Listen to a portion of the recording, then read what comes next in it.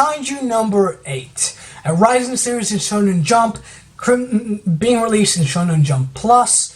Honestly, this series is a series that is growing in popularity really fast, and this is the reason why I'm here to talk about why Kaiju No.8 is actually a golden masterpiece. And you know, if you guys have not read Kaiju No.8, I'm here to hopefully convince you guys to start reading Kaiju No.8 as well, so that way we can make this series really good, and of course prove to everyone else why this series is a golden masterpiece.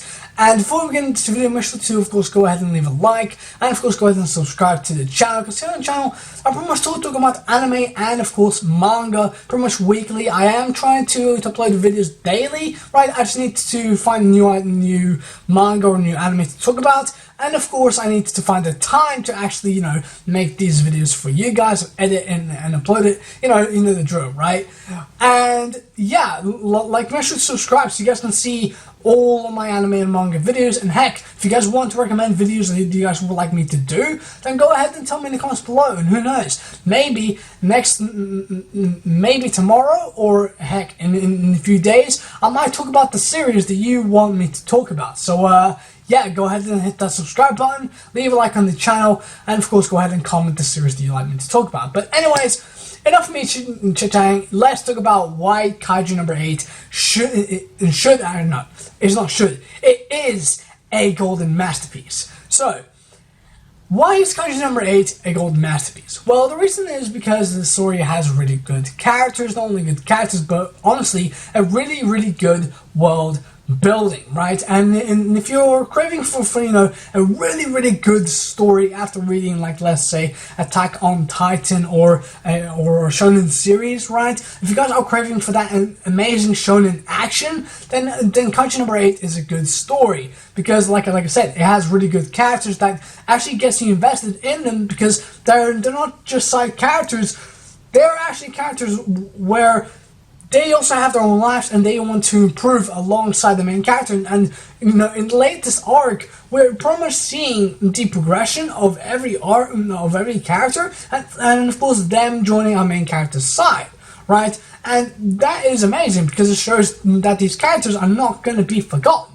and that these characters are going to be relevant in the future plots of the story, which again is really nice, as we get to see a lot of character progression for all these characters. Now sure, we don't really have a lot of characters, I'm not gonna lie, we don't really have a lot of characters in the story as of yet, but the characters that we do have right now are really good characters, especially the villains. The villains of this story are really good, and honestly, it leaves you with a lot of mystery behind the enemies of this story. For those who don't know, Kaiju means monster. So the series Kaiju No.8 is translated into English being Monster Number 8, and pretty much the enemies are monsters. And the thing is that these monsters, you don't really know how they come about, right? Because like you can see huge monsters appearing, right?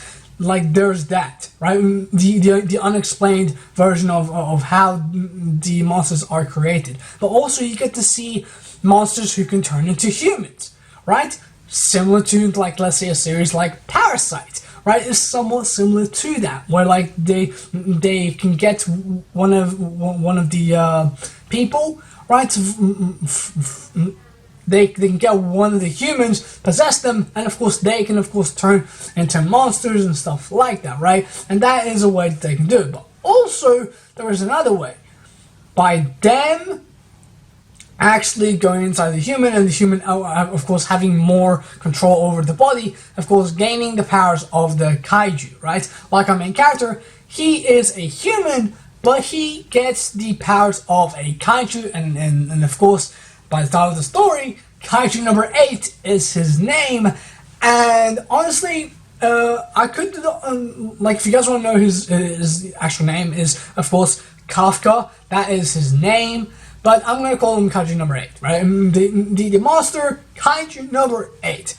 And like I said, like Kaiju No.8 is a really good series. Like I said, it has really good characters. But also, like I said, the world building. It has a lot of mystery behind the monsters, how they're created. Why is the main character an exception to all the other monsters? Like, can other people also turn into monsters, or is it just Kafka the only exception?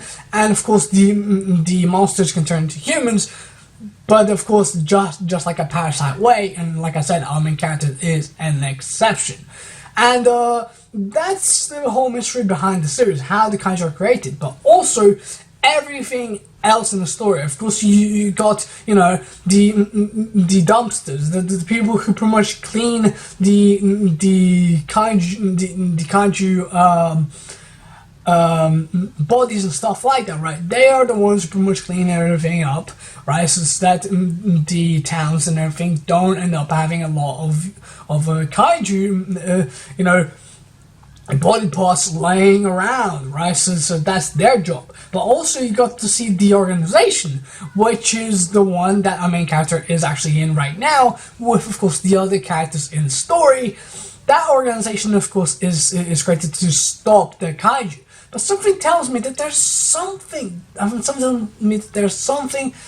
there that is making me think otherwise. Something tells me that this organization is the whole reason why these kaiju are created. I honestly would not be surprised, but that is a small theory that could be thrown out the window. But that's why I think that the organization is what caused the kaiju, and they're somewhat working along with the kaiju to dispose of them, right? And like, I can't really explain it enough, but this is pretty much my theory about it, right? And I don't want to go into too much about this, but yeah, like Kaiju No. 8, a really good series. Honestly, if you have not read Kaiju No. 8, go ahead and read it, because it's worth the read, right? It's worth the read, and like I said, if you're craving for that shonen greatness, then Kaiju No. 8 is of course a really good series for you to read.